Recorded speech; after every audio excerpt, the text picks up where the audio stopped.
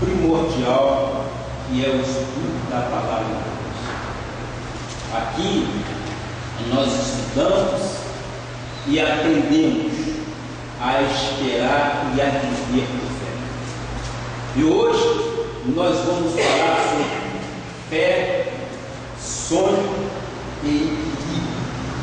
Tem que haver essa conjugação para que nós tenhamos o sucesso que fora prometido por Deus para as nossas vidas. O texto básico encontra-se em Mateus 16, 26. Eu peço à amada igreja que busquem sua Bíblia para que nós tenhamos um manuseio da Bíblia de uma forma correta. E neste momento eu quero, enquanto você abre sua Bíblia, eu quero agradecer mais uma vez a Deus por estar sobre este altar, por ter sido chamado e escolhido por Deus, por ter sido predestinado para esta tão nobre missão, que é pregar o Evangelho da graça de Deus. Graças a Deus pelo conhecimento que Ele tem me dado. Eu creio que a graça de Deus em nossos corações nos faz viver de uma forma completamente alegres e experientes no Senhor. Quero também agradecer a Deus pela vida dos internautas que nos honram com sua visita através do site www.cristoflorianópolis.com.br. A todos vocês eu saúdo com graça, paz e a misericórdia de nosso Senhor Jesus. Sejam todos vocês muito bem-vindos à Igreja Evangélica do Espírito em Florianópolis, em nome de Jesus. Receba o abraço do Cristo João. E quero também te desafiar, se porventura você estiver na grande Florianópolis, estiver por perto, eu quero te convidar a estar conosco aqui no Jardim Atlântico, Avenida Atlântica 215, loja 05, aqui no bairro do Jardim Atlântico, em Florianópolis. Seja você então desde já muito bem-vindo. Venha conhecer o Ministério do Cristo Vivo, e você será muito bem-vindo. Estamos todos? Amém? Glória a Deus! Amém? Vamos exatamente interagir. Mateus 16, 26, o que diz a palavra? Pois que aproveitará o homem se ganhar o mundo inteiro e perder a sua alma? O que dará o homem em troca da sua alma? Fé, sonho e equilíbrio. Este é o tempo de hoje.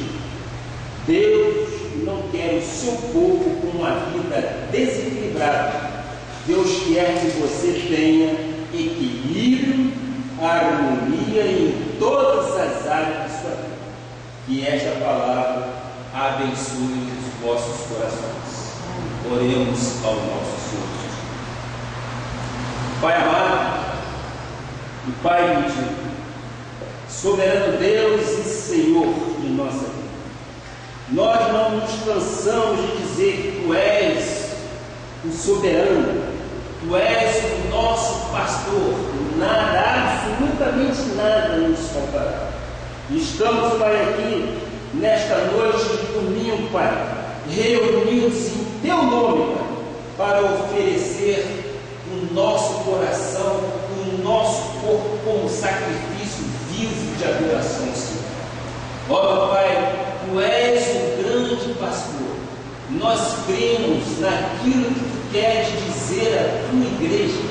Ora, Pai, sabemos que precisamos ter fé para que os nossos sonhos sejam realizados, mas temos que ter também equilíbrio, Pai.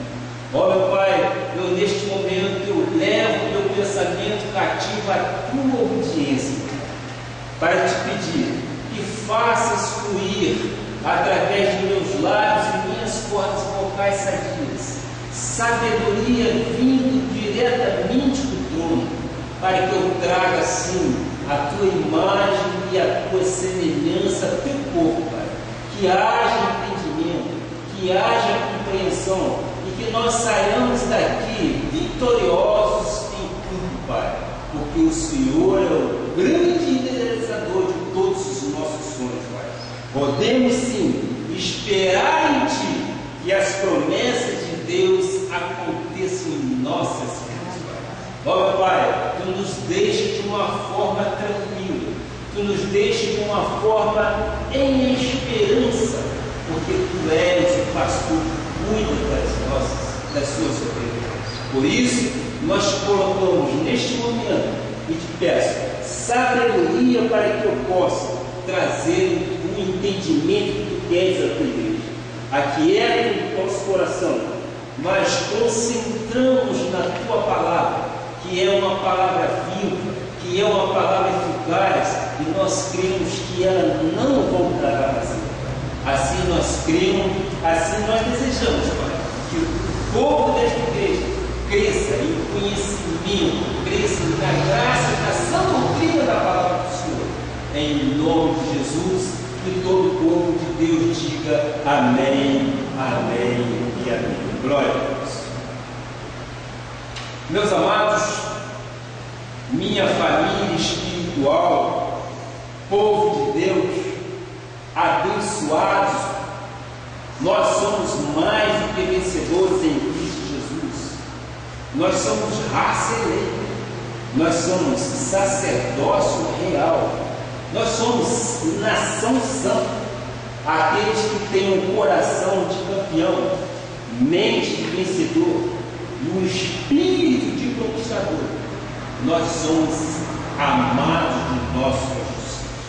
Nós temos todas essas qualificações dadas pelo apóstolo Paulo, as quais nós usamos como introdução de nossa pregação. Por quê? Porque nós sabemos que somos queridos, Pai. Nós somos amados por Ele. Então, hoje nós vamos tratar das questões fé, sonho e equilíbrio. Quando nós pregamos sobre abundância, riqueza, felicidade plena, qualidade total da vida, sobre prosperidade, conquistas, a impressão que se dá é que isso tudo não passa de uma fantasia. A impressão que se dá é que estamos falando de coisas que nunca irão acontecer. São coisas que nunca serão possíveis, ou apenas estamos querendo animar um pouco as pessoas ou dar uma gota de esperança ao povo, principalmente aqueles que não são da graça de Deus. Muitas das vezes pensam que aqui está exatamente fantasias, mas não, nós dizemos que nós vivemos e esperamos por fé. Nosso ministério fala de prosperidade, nosso ministério fala de sonhos, fala de conquistas sim, fala de multiplicação extraordinária sim, fala de realizações de sonhos. Por quê? Porque a Bíblia nos relata de que Deus nos deixou através do nosso pai da fé, Abraão, de que somos herdeiros e temos direito adquirido. Ora, se a Bíblia nos relata desta forma, que nós somos herdeiros e temos direitos adquiridos, porque o nosso Deus deixou Abraão, então nós temos que tomar posse daquilo que é dado por Deus. Então nós pregamos e nós falamos sim, nós falamos de prosperidade, nós falamos de felicidade plena, porque nós cremos que o nosso Deus quer que nós sejamos vencedores em todas as áreas de nossa vida. E eu me recordo quando o Senhor disse a Abraão que, embora sendo ele já na sua idade avançada, teria um filho legítimo. Isso, na lógica, era humanamente impossível. A primeira impressão que deu é que é uma fantasia, não é verdade? como uma pessoa já idosa poderia ter um filho. Se você considerar já a Sara também em idade avançada, então aquilo tudo é possível, foi possível, por quê? Porque foi promessa de Deus para a vida de Abraão. Mas a Sara, muitas vezes, naquele momento, ela teve um pensamento assim jocoso, ela começou a sorrir daquilo que estava sendo dito. Então vamos ver o que diz exatamente em Gênesis 18, 10 a 13. Disse um deles, essa passagem evidentemente é quando os dois anjos vindo do Senhor apareceu a Abraão e revelou exatamente que ele ia ter um filho legítimo. Disse um deles, um dos anjos: certamente voltarei a ti daqui a um ano, e Sara, tua mulher, dará à luz um filho. Sara estava escutando à porta da tenda, atrás dele. Abraão e Sara eram já velhos. Seguinte, avançados em idade, e a Sara já lhe havia cessado o costume das mulheres. Riu-se, pois, Sara no seu íntimo, dizendo consigo mesmo,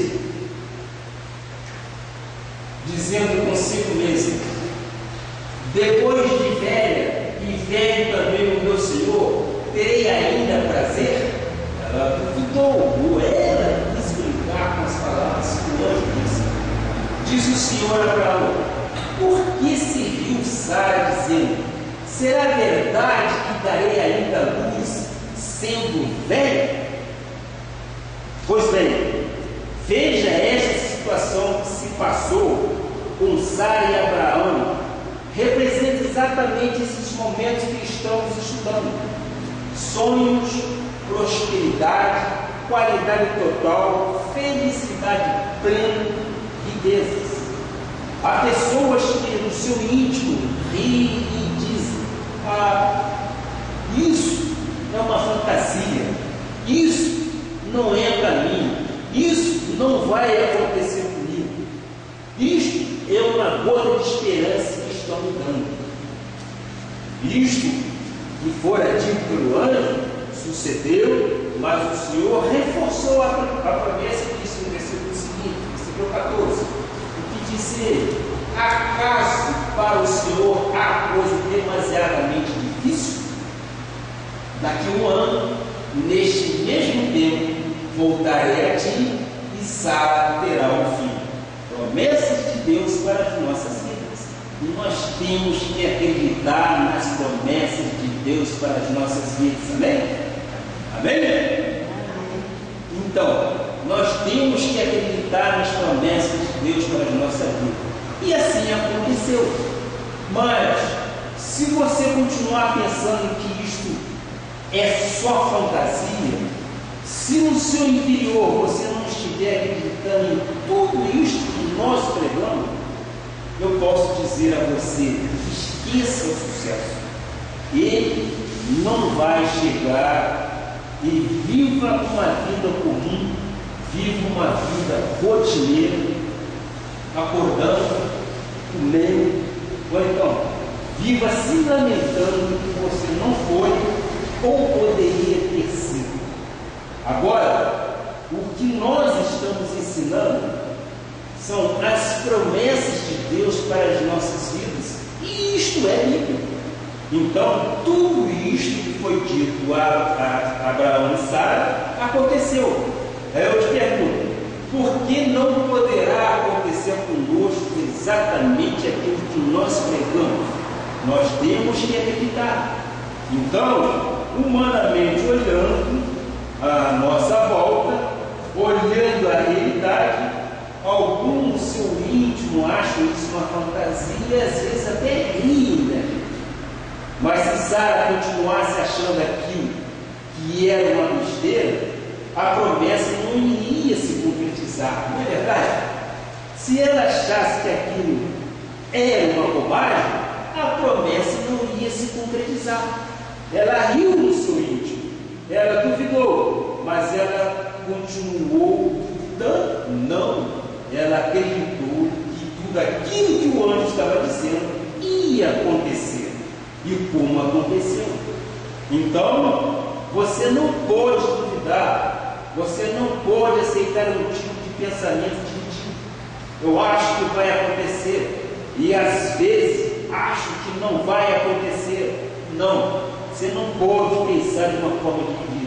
Você tem que acreditar que vai ter muito. Receba isso no teu espírito, porque diz a palavra que foi dita a Abraão: esperou contra a esperança. Ele não duvidou e ele acreditou.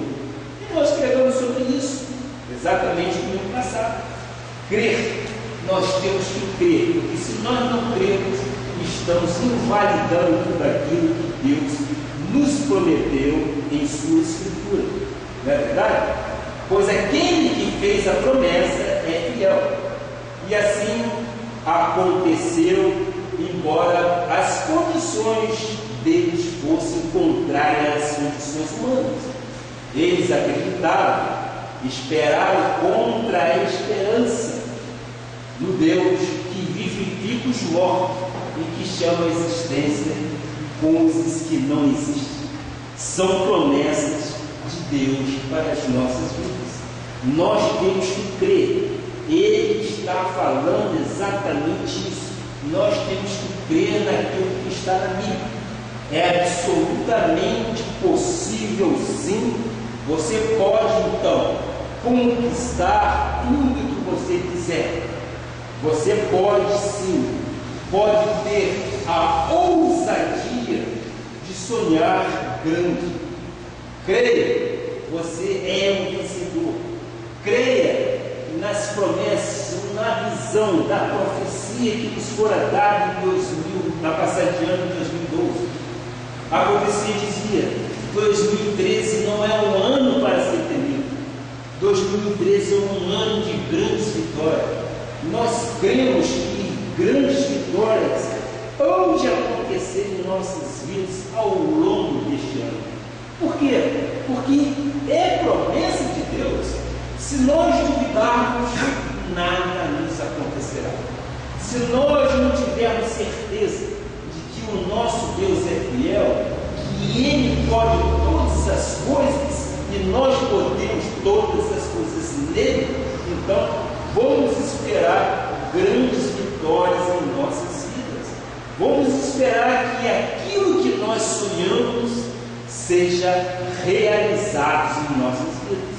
Então, veja aquilo que as pessoas na vida de Abraão e Sara representam.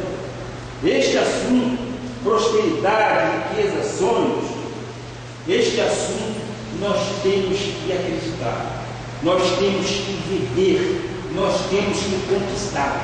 1 Coríntios 3, versículo 6 diz: é muito importante que nós tenhamos conhecimento da palavra. E a palavra diz: eu plantei, o apóstolo Paulo escreveu a Coríntios, eu plantei, Apolo regou, mas o crescimento vem de quem? O crescimento vem de Deus.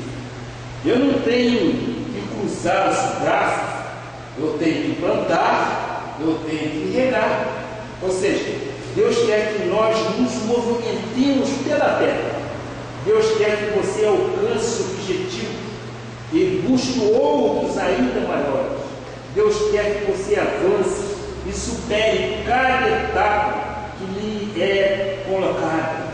Deus quer que você vive com cada vitória, o menor que seja, porque estas pequenas vitórias do dia a dia é que vão nos levar a grandes vitórias. Você recebe? Vamos colocar exatamente isto em nossas mentes. As vitórias pequenas do dia a dia nos levam, nos aproximam de grandes sonhos. O que nós temos é que acreditar. Há pessoas que escolhem viver na fantasia, da loteria, por exemplo, esportivo. Outras são escravos da sorte. Se a sorte um dia bater na minha porta, eu vou ser alguém bem sucedido. Amados, sorte não bate na porta de ninguém. Aí você me pergunta: bispo, eu estou aqui esperando há anos a sorte. A sorte nunca bateu na minha porta, nem vai bater. A sorte não vai bater na porta de ninguém. A palavra diz: você tem que plantar, você tem que regar, para que Deus dê o crescimento. Então, nós não podemos ficar parados. Nós temos que fazer a nossa parte. Eu plantei, diz o apóstolo Paulo. Apolo regou, mas o crescimento vem de nosso Senhor Jesus. Nós temos que fazer a nossa parte. E qual é a nossa parte?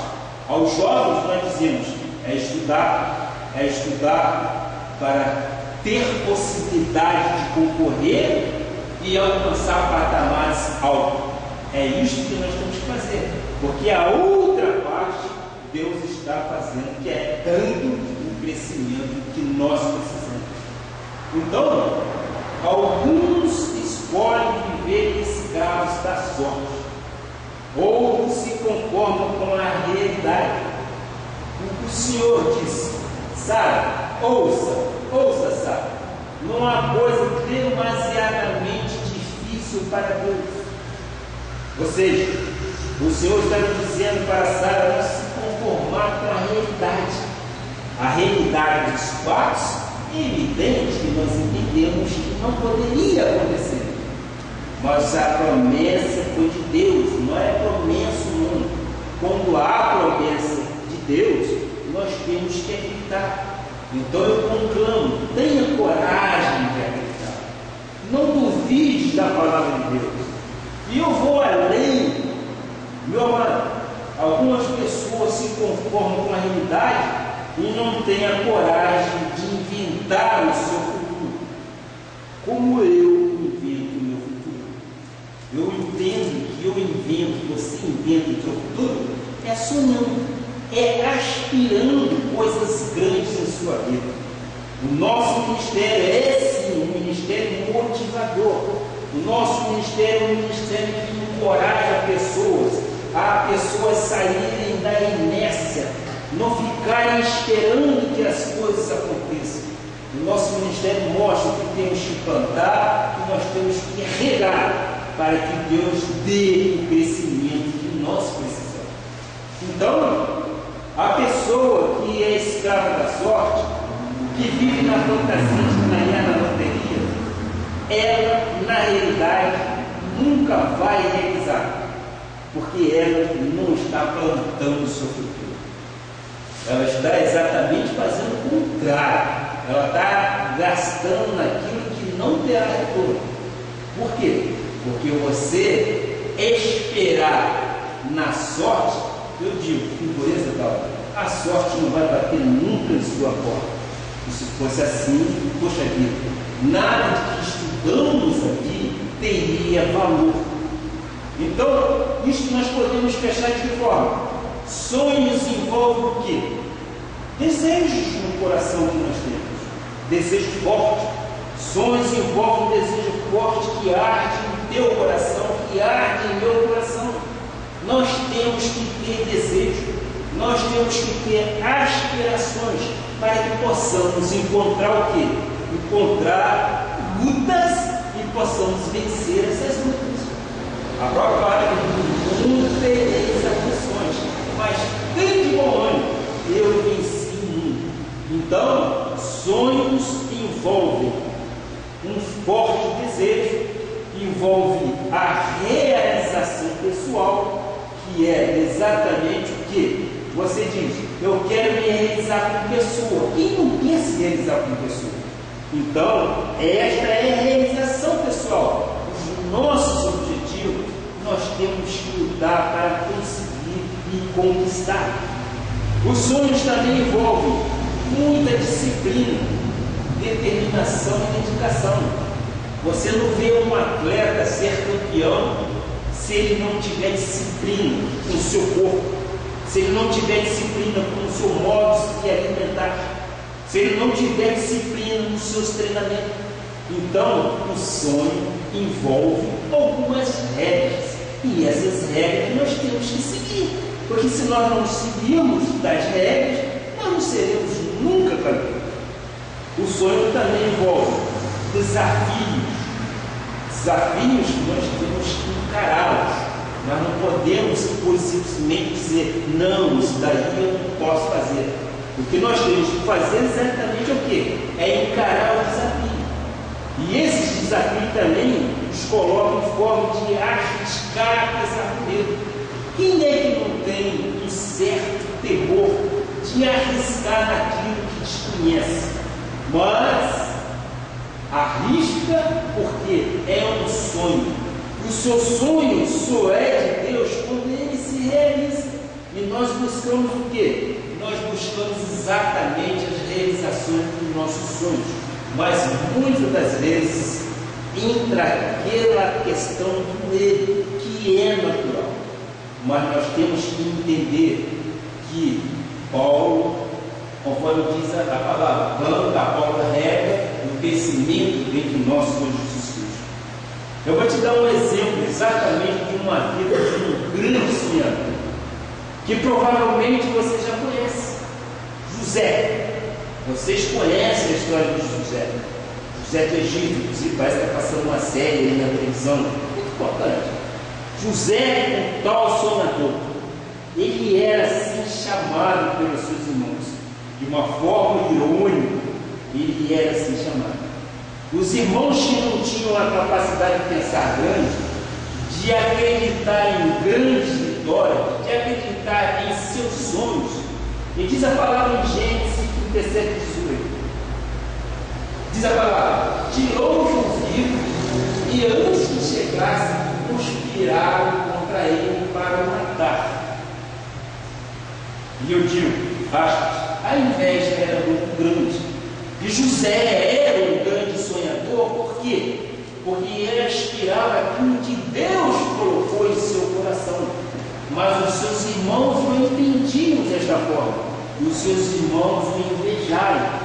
Os seus irmãos tentaram, inclusive, contra a vida dele. Os seus irmãos queriam matá-lo. Eles tinham sim inveja. Eles queriam matar José. Veja o que acontece no versículo seguinte, porque as pessoas ironizam quando você diz que tem um sonho. Muitas vezes zombam de você. Mas eu quero dizer, versículo 19, dizia um ao outro, vem lá tal sonhador. Era assim que era conhecido.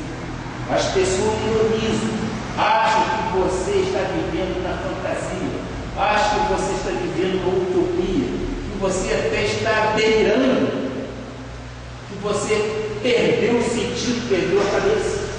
José foi um exemplo de como chegar lá quando se tem um sonho. José venceu a inveja. Muitas das vezes nós temos que vencer sentimentos negativos dos outros em relação a gente. Agora, quando eles jogam pedra, é sinal que você está na frente, não é verdade? Quando eles jogam pedra, é sinal que você está na frente. Você tem que saber lidar exatamente com isso. José venceu a cisterna vazia que foi jogada pelos seus irmãos.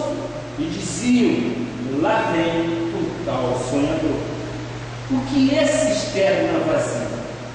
Eu entendo que é a incapacidade de sonhar. Na graça de Deus, nós temos que ver aquilo com olhos iluminados. O que essa cisterna representa para nós? Representa exatamente a incapacidade de sonhar. Se você não tiver sonho, se você não almejar, meu amado, você não vai chegar a lugar nenhum. Você tem que ter sonho. Eu disse ao jovem, é estudar, estudar e estudar para vencer. E aí sim, você vai ver seu sonho realizado. Então, José venceu um novo. Vou dar um exemplo. Meus amados, eu quero crescer se eu quero conquistar, realizar sonhos. Eu não posso ter medo de novo. José foi colocado na casa do oficial Potifar, não é verdade? Para administrar tudo que ele tinha. E aquilo era tudo novo para ele. Mas ele venceu. Por quê? Porque ele encarou, vamos dizer assim, as dificuldades, as adversidades, mas ele sabia que inclusive a vencê-las. Por quê? Porque o nosso Deus é com ele, era com ele naquele momento. José venceu inclusive a tentação, porque depois a mulher de Potifar quis se deitar com ele, quis agarrá-lo, e ele fugiu, e ele ficou com a capa dele na mão. E isso gerou exatamente o quê? Uma situação difícil. Mas José venceu, se desvencilhando, inclusive, da capa que ficou com a mulher de Potifar na mão. Olha só que situação. Então, o que está tentando você a mover o dia a dia? São situações que querem nos fazer desistir de nossos sonhos. José venceu também a prisão. São as prisões emocionais, são as prisões mentais, são os pensamentos pequenos, são os pensamentos negativos. O sonho de José era maior e mais forte do que as dificuldades. E assim que tem que ser na vida de cada um de nós. O seu sonho tem que ser maior que a sua dificuldade, porque você tem que entender que o seu sonho é realizado de acordo com a vontade do Pai. E você tem que estar preparado para as adversidades, você tem que estar preparado para a luta, porque a luta é grande. Agora, vamos a outra parte da mensagem, porque há alguns encontros nós temos falado exatamente sobre o quê? Sobre sonhos, como traçá-los, como conquistá-los, como multiplicá-los e como libertar destes sonhos. E como ressuscitá-los, não é verdade? Nós algumas vezes já falamos sobre isso. Nós estamos em uma série de pregação comentando sobre isso. Estamos estimulando ao povo de Deus a tomar posse daquilo que Deus deixou por herança. Então agora eu quero falar sobre esta questão que é muito importante. Você tem que saber gerenciar e administrar os seus sonhos e a sua vida. Ou seja, encontrar um ponto de equilíbrio de tudo isso. Eu não posso ser nem desleixado, mas também não posso ser obcecado por alguma coisa. Ambos os comportamentos servem a pessoa, prejudicam as famílias e mais, até arruinam os famílias. Eu tenho que encontrar o equilíbrio. Eu quero mostrar que já na maturidade do grande, rico e poderoso Salomão, depois de ter passado e tudo que viveu, ele chegou a algumas conclusões. E esta conclusão é uma delas que nós estamos falando, que é o equilíbrio, que é muito importante em nossas vidas. Então nós vamos ao livro do pregador, que é Eclesiastes 10:18, que diz: pela muita preguiça desaba o teto, e pela prontidão das mãos gotejam a casa. Então, eu não posso ser tão assim, nem 8 e nem 80. Conforme eu disse lá atrás, Paulo plantou, Apolo regou. E o movimento que Deus espera é que nós tenhamos fé, que nós nos movimentemos pela fé, que é o crescimento que vem de Deus. Mãos roxas faz gotejar a casa.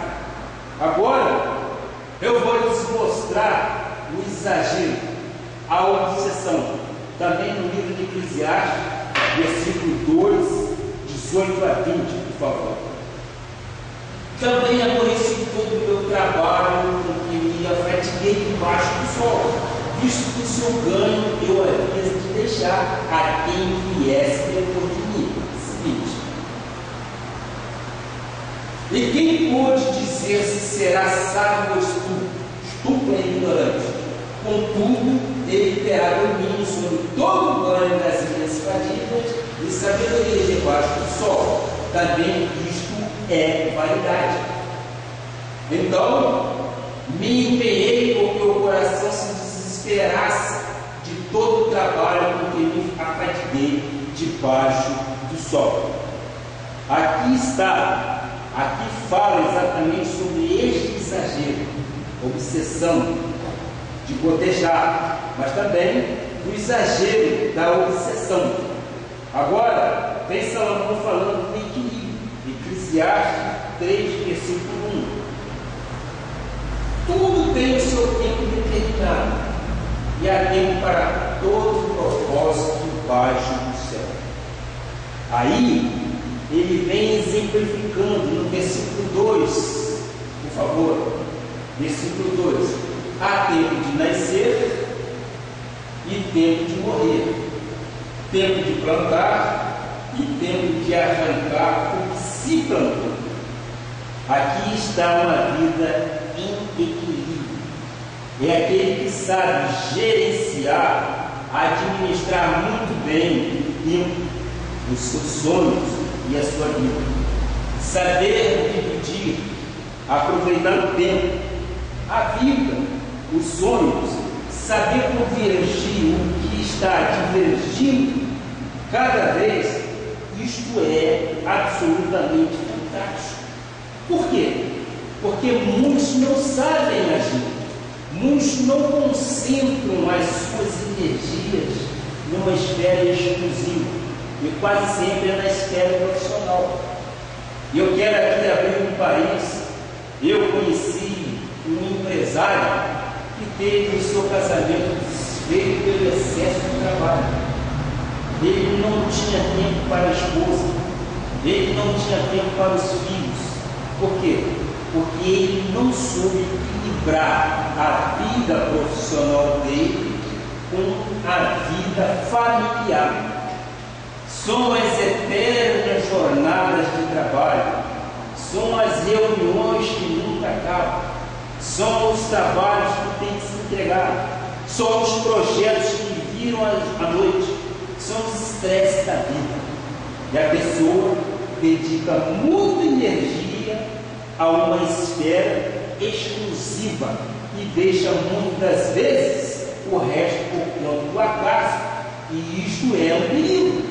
Por quê? Porque ambos os comportamentos podem arruinar, podem cegar e prejudicar a pessoa, principalmente a família. Porque quando há prejuízo na família, há um desequilíbrio total, um desequilíbrio emocional. E esta pessoa de quem eu estou falando se dedicava exclusivamente ao trabalho. Não tinha tempo para o lar, não tinha tempo para a esposa e não tinha tempo para a filha. Então, houve uma destruição. Então, é o que nós queríamos passar, nem 8, nem 80. Eu não posso ser desleixado, eu não posso ser frouxo, nem voltejar a casa. E não posso também ser fadiga e cansaço, porque senão se torna estresse. Eu tenho que saber administrar o tempo. Ser bem sucedido num campo não garante sucesso nos demais. Mas olha só que maravilha. Você pode ser indivíduo feliz e bem sucedido em todas as áreas da sua vida. Deus não quer que você seja bastante realizado numa área e bastante prejudicado ou frustrado em outra área. Aí encontra-se então ponto de equilíbrio. O que nós precisamos é saber temperar as coisas em nossas vidas. O que nós precisamos saber é administrar. Nós não podemos perder a saúde em detrimento do nosso esforço, ou seja, a fadiga. Isto não é bom para você. O que nós temos que entender tem que ter equilíbrio. Por isso, o tema desta mensagem é fé, sonhos e equilíbrio. Paulo fala sobre o amor. Nós vimos isso aqui ontem, graças a Deus, falamos muito sobre isso. Em 1 Coríntios 13, versículo 2, o que diz? Ainda que eu tenha o dom de profetizar e conheça todos os mistérios e toda a ciência, ainda que eu tenha tamanha fé a ponto de transportar montes, se não tiver amor, nada serei. Se eu e você não tivermos amor, com todas as áreas equilibradas e ajustadas, ele diz: nada serei, ou nada seremos. Não é verdade? Então, o sucesso total é quando eu tenho harmonia em todos os campos da vida. Este é o sucesso. Aliás, este é o sucesso de Deus, quando eu tenho todos os campos da vida: o profissional, o financeiro, o emocional, o familiar, o conjugal, o pessoal, o físico, o espiritual, o religioso em harmonia. Tudo tem que estar bem, porque senão não é sucesso. Não pode ser sucesso se não houver este equilíbrio. Então, 1 Coríntios 14, versículo 33, por gentileza. Porque Deus não é de confusão, e sim de paz, como em todas as igrejas dos santos. A carta de Paulo a Coríntios. Deus não é um Deus de confusão. O nosso Deus não é um Deus de conflitos. O nosso Deus não é um Deus de crise. O nosso Deus é um Deus de paz. E esta paz tem que estar em todas as áreas de uma forma harmoniosa. É por isso que no início do culto nós oramos a Deus e pedimos a Deus que Ele reine em nossa família e que haja paz na nossa família, que havindo harmonia, e eu disse, aquela paz que excede a todo entendimento, aí nós encontramos sim o ponto de equilíbrio. E este ponto de equilíbrio é que nós precisamos. E é melhor estar em equilíbrio, mesmo que não se realize totalmente todos os sonhos, do que cair no abismo. Algumas pessoas, ou melhor, em algumas pessoas, o desequilíbrio é gritante. Nós estamos numa escola do saber, escola da vida. Aqui nós aprendemos juntos, melhoramos, aprimoramos. E eu quero te perguntar: qual é a área que você quer investir? Qual é a área que você quer multiplicar? É na área da família? É na igreja? São então formas de crescimento e formas harmoniosas. É na sua forma de crescimento financeiro? Amém. Nós cremos exatamente que nós precisamos ter a forma de crescimento financeiro organizada, senão poderá cair exatamente em frustração. Aí você pode me dizer: bispo, meu nome é trabalho. Eu oro para que você não se torne nem um pouco enfado, nem solitário. Porque se você muito fadiga, você vai se estressar. Então tem que haver um ponto de equilíbrio. Eu vou lhe passar algumas regras de equilíbrio de vida. Perceba isso no teu coração. Primeiro, alocar, ter tempo de forma disciplinada. Você tem que dizer: este tempo deste dia vai ser para. Aliás, eu quero até colocar aqui, o meu genro, uma certa ocasião, me falou: você prepara as mensagens, mas você tem que ter um tempo para você, você tem que ter um tempo para a sua família. E é verdade, nós estamos exatamente numa escola da vida. Nós precisamos aprender, e nós aprendemos muito com os nossos semelhantes. E nós precisamos exatamente criar uma disciplina.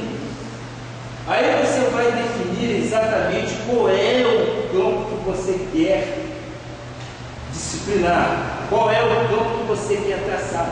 Você tem que ter exatamente uma postura disciplinadora. Você tem que ter exatamente conhecimento daquilo que você deseja para a sua vida. Se você assim o fizer, você tem então o teu tempo totalmente colocado de forma disciplinada.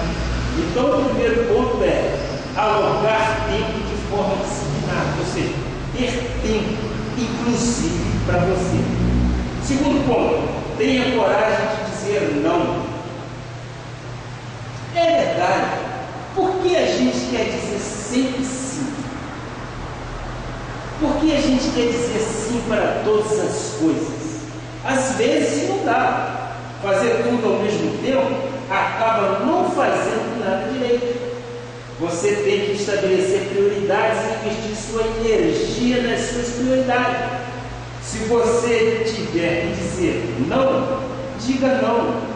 Diga não, porque você, antes de dizer não, você já pensou, você já raciocinou e você sabe dizer não. E esse não que você está dizendo, ele tem um grande crescimento na vida daquela pessoa que está recebendo esse não. Agora são os meus filhos, é o momento.